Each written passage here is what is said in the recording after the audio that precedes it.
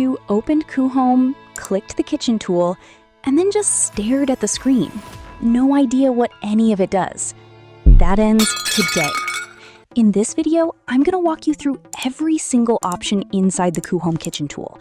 One by one, no skipping, no confusion. By the end, you'll know exactly what to click and why. Before we open it, here's something most people get wrong. They open the kitchen tool and think, where are the advanced features? Where are the AI templates? Where are all the extra materials? The answer is, this tool is built for one job only, kitchen design. It's stripped down on purpose. Focused workflow, faster results. Once you understand that, everything makes sense. Let's open it.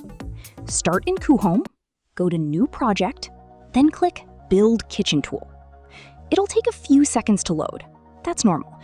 And then, here it is. Now, let's go through each option.